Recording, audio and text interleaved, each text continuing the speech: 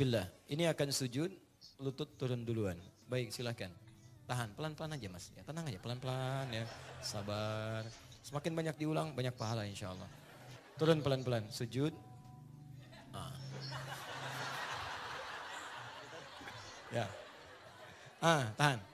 Ini ya, lutut duluan. Kelihatan? Baik, jadi lutut duluan, baru kemudian telapak tangan, kemudian baru kepala. Ini cara yang pertama. Jelas? Tahan pelan-pelan, tahan dulu. Ini cara yang pertama, lutut dulu, baru kemudian telapak tangannya. Jelas ya? Cara yang kedua, naik Pak. Ya, sabar ya. Boleh mundur sedikit aja, sedikit aja. Baik, hadis riwayat Abu Hurairah radhiyallahu taala anhu masih di Abu Daud nomor hadis 841 dari 840 sampai 841. Idza sajadta fala tasjud kama yabrukul ba'ir. Kalimat untanya berubah, ba'ir. Lihat kalimatnya. Faliyadha yadayhi qabla rukbatayhi.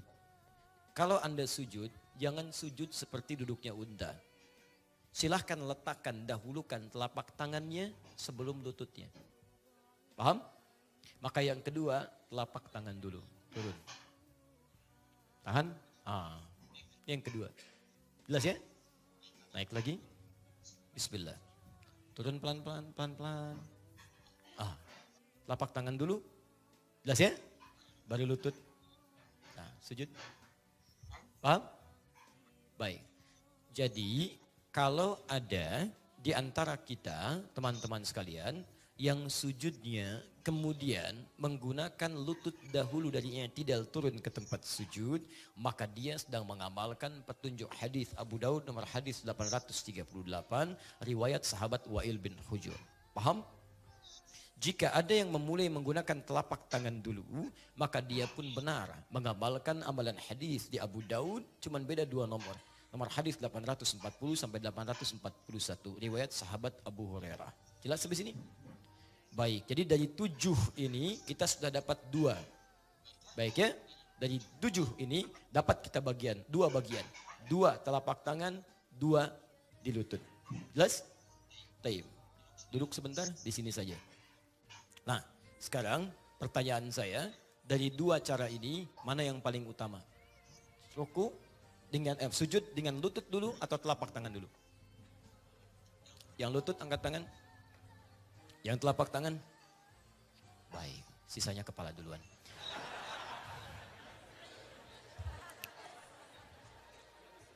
Perhatikan sini, dua-duanya tidak ada yang keliru. Saya buka rahasianya.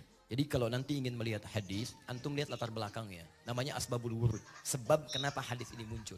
Dan lihat bahasa nabinya. Teman-teman sekalian, Wa'il bin Hujur dibandingkan sahabat Abu Hurairah, sahabat Wa'il radhiyallahu ta'ala anhu itu masuk Islam lebih duluan dibanding sahabat Abu Hurairah. Dan beliau juga termasuk yang paling rajin mengamati ibadah Nabi, sehingga sifat sholat Nabi itu lebih banyak diriwayatkan oleh sahabat Wa'il. Banyak meriwayatkannya. Di awal-awal masa. Nah, sahabat Abu Hurairah radhiyallahu ta'ala anhu itu masuk Islam 3 tahun sebelum Nabi wafat. 3 tahun sebelum Nabi wafat. Pada tahun ke-7 Hijrah. Ya. Pada saat itu beliau kemudian datang ke Madinah, singkatnya masuk Islam dan merasa terlambat dibandingkan sahabat lain. Akhirnya beliau termotivasi lebih mengejar sahabat yang lainnya. Kalau yang lain nunggu di majelis Nabi, beliau menunggu di depan rumah Nabi. Bagaimana cara Nabi jalan, cara Nabi nengok, cara macam-macam cara ibadah diikuti oleh beliau. Ya, radhiyallahu ta'ala anhu. Singkatnya, maaf, 3 tahun sebelum Nabi wafat, berapa usia Nabi? 60 tahun kurang lebih. Beliau wafat sallallahu alaihi wasallam kurang lebih usia 63 tahun. Baik, beliau usia 60 tahun. Dalam riwayat-riwayat menyebutkan saat akan wafatnya, keadaan beliau sudah semakin sepuh. Fisiknya mulai lemah dan sebagainya, bahkan mulai sakit, bahkan sholat mulai ditopang dan sebagainya. Di awal-awal masa-masa keislaman, turun perintah sholat, fisik masih kuat. Bahkan ada perang Badar saat hijrah ke Madinah, bahkan ada perang Uhud, beliau masih ikut dan sebagainya. Karena itu ketika Anda melihat hadis yang menggunakan yang pertama dari Wa'il, idza sajadta fala tasjud kama yabrukul ibil. Kenapa menggunakan kalimat ibil? Ibil itu nama bagi unta. Untanya masih umum. Belum ada beban, umum, unta.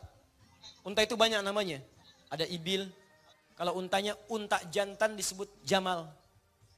Pak Jamal. Bapak? Bukan, ganteng. Awas, Jamal pakai alif, ganteng. Kalau alif dibuang, Jamal, misal Jamal, itu artinya unta. Jadi kalau antum namanya Jamal misalnya, maka pastikan ada alif tambahannya, Jamal. Antum mau umrah misalnya tulisannya nggak ada alifnya, Jamal. Itu nanti akan bikin bingung imigrasi Saudi.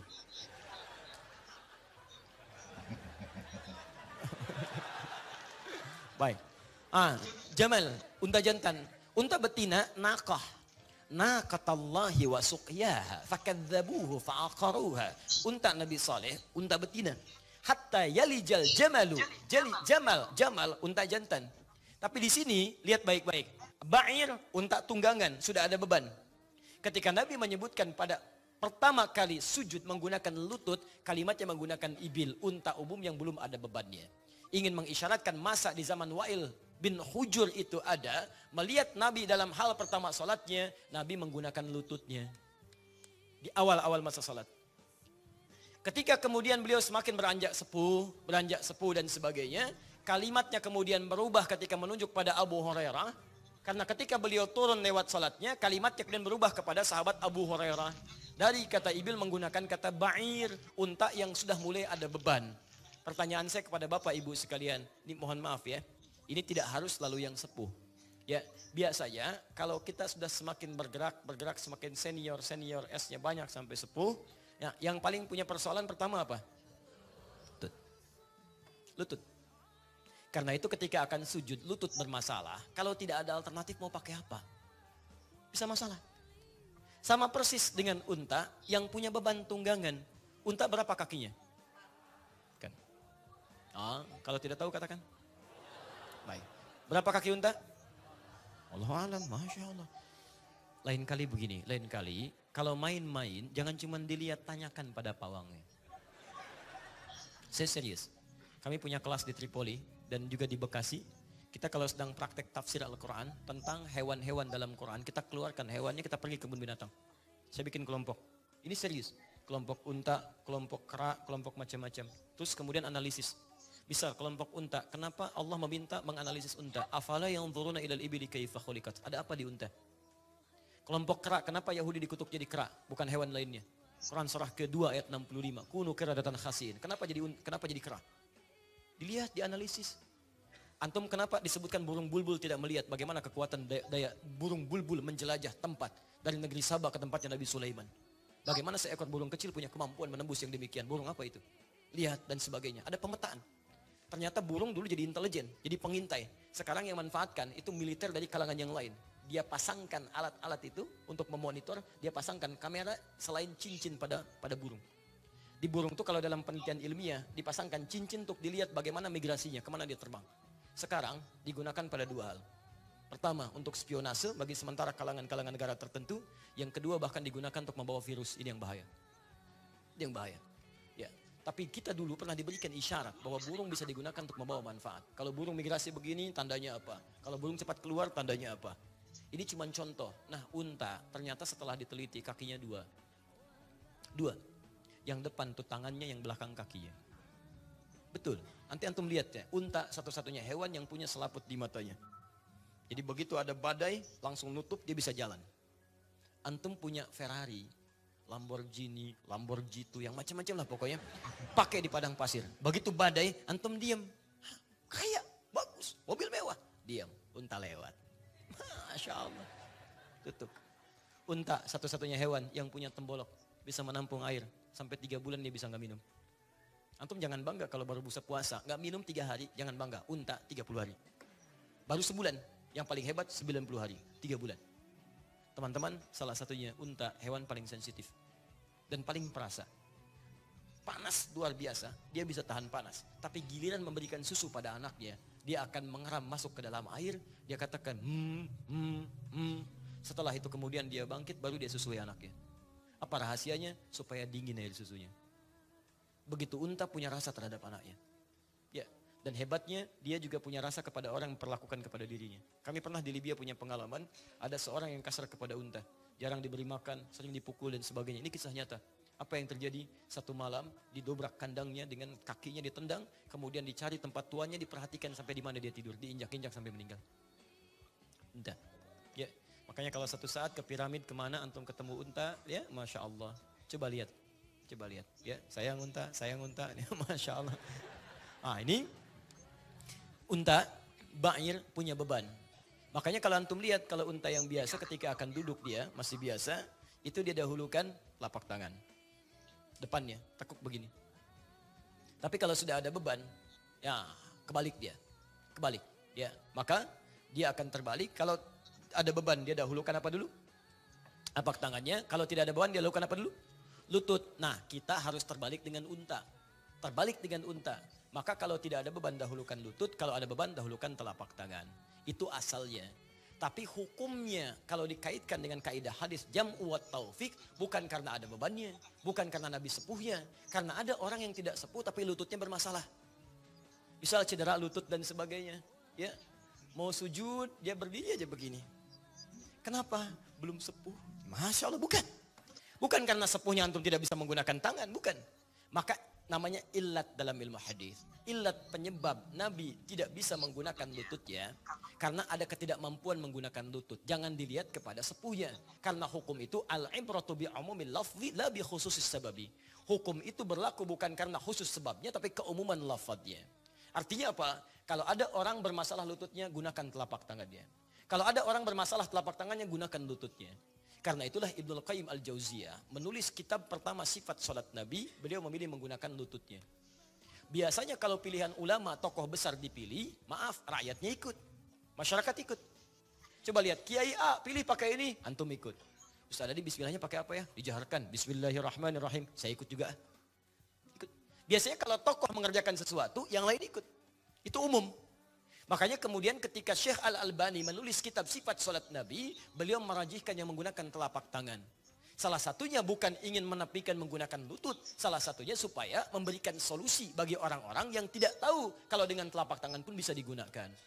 Jadi ini bukan menunjuk mana yang lebih kuat, yang lebih sunnah di antara satu keduanya. Tapi hanya alternatif yang memudahkan bagaimana cara sujud. Jadi jangan sampai ada perselisihan di antara kita hanya persoalan cara sujud saja. Ya, suami pakai lutut, ya istrinya pakai telapak tangan. Di situ belajar pada ustadz yang berbeda, merasa yang paling sunnah ini yang bahaya. Begitu suami turun kemudian menggunakan lututnya, tidak sunnah. Masya Allah. Ya, tuh. Baik jelas ya. Baik, ini penting saya tekankan karena di Bekasi pernah ada kejadian suami istri, Bu, ini nyata, tidak tegur sapa semalaman karena persoalan ini. Istri belajar pada seorang guru menggunakan telapak tangan.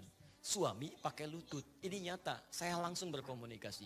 Suaminya pulang telat satu kali ke rumah, terlampau malam karena macet pekerjaan, sampai di rumah belum sholat isya. Begitu sholat di samping istri, istri melihat saat sujud menggunakan lutut duluan. Begitu selesai salam, tanpa muqaddimah. Istri, tanpa muqaddimah, langsung mengatakan, papa sholatnya gak sesuai sunnah. Tanpa muqaddimah. Suami karena pemimpin, jiwa pemimpin, apa yang paling dominan? Sifat pemimpin? Sifat yang paling dominan, pemimpin tidak mau dipimpin. Makanya ibu kalau punya persoalan pada suami, ingat, pemimpin tidak mau dipimpin, tidak menerima saran, hanya menerima masukan. Makanya kalau Anda ingin masuk pada seorang pemimpin, masuk lewat pertanyaan atau hal-hal yang membuat solusi yang terbaik. Lihat baik-baik, papa sholatnya salah, gak sesuai sunnah. Maka muncullah pembelaannya. Mama yang belum baca hadis. Padahal dua-duanya gak baca. Gak baca. Besoknya senyum. Ketika bertemu, ya, kemudian nanya suaminya kenapa? Ya, papa sholatnya pakai lutut duluan. Harusnya sujud pakai telapak tangan dulu. Besoknya saya tunjukkan, dua-duanya ada di kitab yang sama. Nih, yang pakai lutut paling kanan nomor hadis 838.